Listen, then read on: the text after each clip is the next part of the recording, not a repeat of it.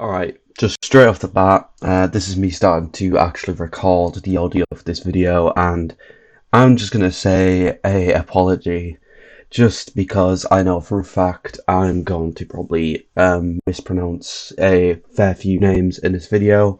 This is a thing that's always been with me on this channel, so I will probably eventually make a compilation of me mispronouncing names, but yeah.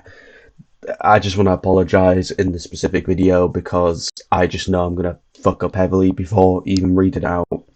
So yeah, anyways, I hope you enjoyed the following video, and yeah. Alright folks, welcome back to week 6 of me going through phase 3 of the MCU, and today we'll be deep diving into an impactful movie in general for many, and that is Black Panther. This is a 2018 film and is the 18th entry to the MCU. The film was directed by Ryan Coogler, who co-wrote the script with Joe Robert Cole. The film follows T'Challa returning home to Wakanda, as he takes his rightful place as king from his father. However, when his cousin arrives, the fate of Wakanda and the rest of the world is at risk. It is up to the new king to stop him. The film stars Chadwick Boseman as our lead. For family members, his cousin Killmonger is played by Michael B. Jordan, his sister Shuri is played by Letitia Wright, and his mother Ramonda is played by Angela Bassett. Other people close to T'Challa are his ex-girlfriend Nika, played by Lupita Nyong'o. One of his bodyguards, Oke, is played by Dana Gurira, and his best friend Mukabe is played by Daniel Kaluuya. Other characters are Everett K. Ross, played by Martin Freeman, M'Baku, played by Winston Duke, Zuri, played by Forrest Whitaker, and Claude, played by Andy Serkis. The Black Panther film was always thought of, beginning in June 1992 when Wesley Snipes announced his own intention of creating a film based on the character, and even began work on it in that August. The actor even went on to say he was thinking of making sequels to the film in the next July. He then went on to talk to Columbia Pictures to play the character in January 1994, with Stan Lee himself joining the film by that March. The actor talked to several different writers about the project. However, by January 1996, Lee explained that he was not pleased with any of the scripts. Stipe went on to explain this was due to most of the confusion with the writers not being familiar with the comic books. Good signs came through, however, when reports suggested that Marvel hired Joe Quesada and Jimmy Palmiotti in March 1998. Both were literal editors on the character's comics. However, both then went on to deny these reports. Unfortunately, by August, the project was put on hold, until a year later when Snipes was set to produce and star, while Artsan Entertainment announced a deal with Marvel in May 2000 to co-produce, finance and distribute the film. However, it seems people might have gotten confused if this went on, since well, the star literally played Blade, another Black Marvel character, with the Blade 3 director David S. Goyer even stating in July 2004 that it might have been an overkill to see this character play both characters. Then in September 2005, Avery Arad announced this film would be a part of the 10 films being produced at Marvel Studios at the time. This was at the beginning of Marvel Studios as they started to work with Paramount Pictures. By July 2006, John Singleton was approached to direct the film. Then in March 2009, yes, 2009, Marvel hired Nate Moore, the head of the writers program, to oversee the development of this film. And 2 years after that, in January 2011, Mark Bailey was then hired to write with Kevin Feige to produce. The character was even teased to be in the MCU by October 2013 when Wakanda's metal vibranium was introduced, with plans for the country to actually show up years earlier in Iron Man 2, but they didn't since the mess of the development of this film. In October 2014, Feige finally announced a brand new Black Panther film would be released on November 3rd, 2017, with Chadwick Boseman cast, but not from an audition but actually from a discussion he had with the company. However, there was no bad blood from this, and Snipes still gave his full-on support for this new project. By February 2015, a release date was pushed back to July 6, 2018, but things did seem okay as Feige stated casting of the film was underway with him planning to meet directors as well after Age of Ultron's release. By May 2015, Marvel had discussions with Ava DuVernay to direct on either this film or the Captain Marvel. Then in June, Feige confirmed that he did meet with the director and 6 other directors, and he expected a decision to be made by midway or by the end of the year of 2015. However, our frontrunner then dropped out by early July due to creative differences. By October 2015, F. Gary Gray and Ryan Coogler were being considered. However, negotiations with Coogler kind of stopped, and Gray decided to direct The Fate and Furious instead. At the same time, Marvel changed the release date again to February 16th, 2018. By December, discussions were then being made with Coogler again after his film Creed was released. Coogler was confirmed as director in January 2016 and said the film was the most personal movie to him, since he grew up reading the characters in the comics. Then in April, Feige confirmed that the director was working on the script with Joe Robert Cole, and filming would begin in 2017. He also added this would be the first Marvel Studios production to feature a cast primarily of African American actors. Mentioned in the cast, Michael B. Jordan joined as an unknown role. The actor is also known to previous work with Coogler on the Fruitvale Station and Creed. Nate Moore, producer on this film, then confirmed at the end of May 2016 that filming would take place in Atlanta, Georgia, with Marvel definitely looking into shooting in Africa as well. At San Diego Comic-Con 2016, the castings of Nakia, Killmonger and Okoye were confirmed, with filming announced to begin in January 2017. Additional casting then occurred from September 2016 until the start of filming. This is where they found their M'Baku, Zuri, Wakabe, Ramonda and Njobo. However, at the time, Wright was cast as an unknown role. This overall film was inspired by Ta-Nehisi Coates' run on Black Panther, who was writing the comic at the same time they were working on the film. The film was also inspired by the comic runs by Jack Kirby, Christopher Priest, Jonathan Hickman, and Reginald Hudlin. Coogler actually hoped to include a completely different character in the film, which was Kraven the Hunter, who has been up against our main character a fair few times. However, the rights of the character were not yet available to Marvel Studios at the time. Donald Glover and his brother Stephen actually made some minor contributions to the script.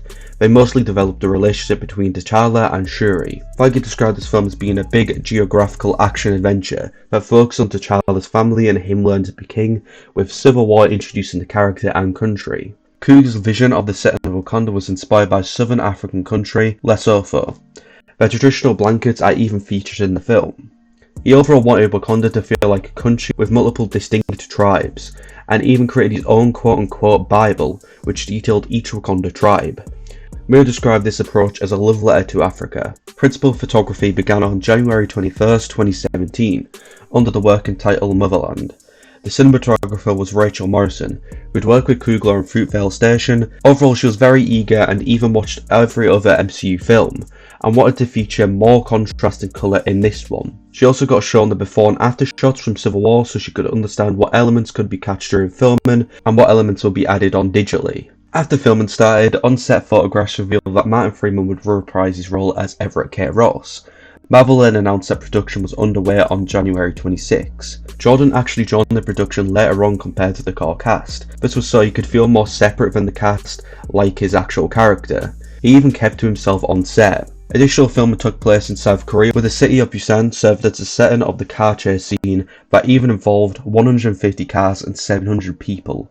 Overall car sequences from Drive and The French Connection were inspirations for this particular sequence.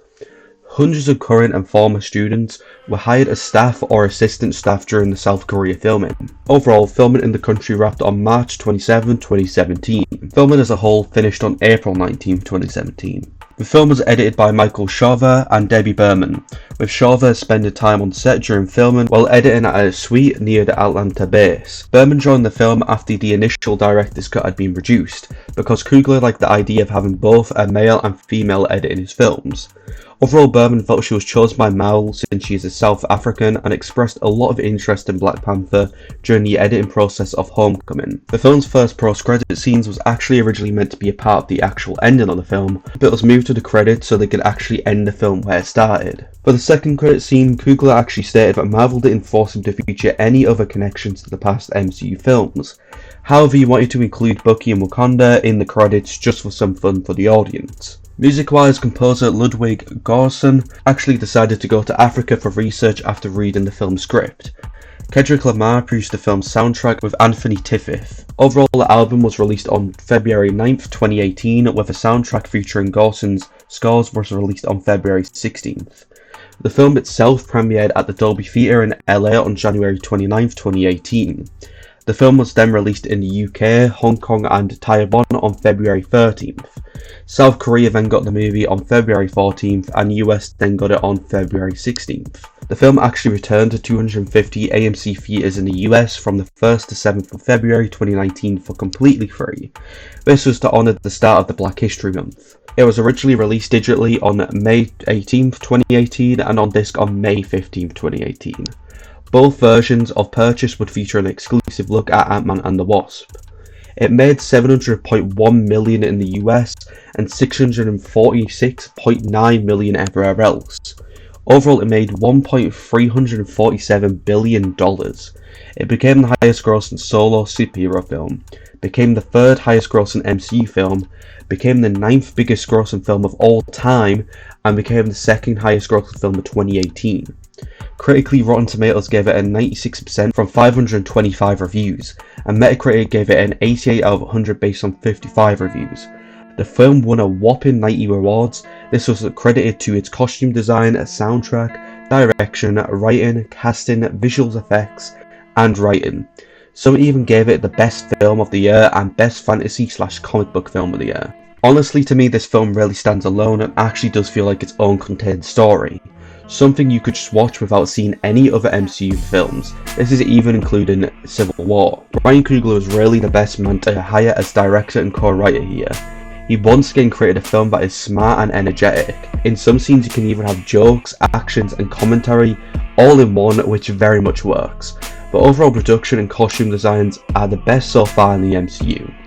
Honestly, I do love what they did here, however I can admit it's not my favourite out of the MCU. I don't know why, it just really isn't, but I will give it a 3.5 out of 5 or a 7 out of 10. So that is the overall making of Black Panther and my own opinions of the film. It's well made, and honestly I'd say the only problem I got with it is the final CG battle. Even two of my friends mentioned it last night when I was writing the script. So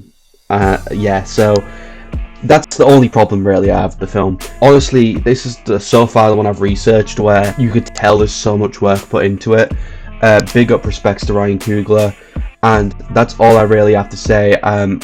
I can really see the amount of work that was put in this film, and overall I really love it. And what are your thoughts, guys? Please comment down below with them. Did you like the film? Did you dislike the film?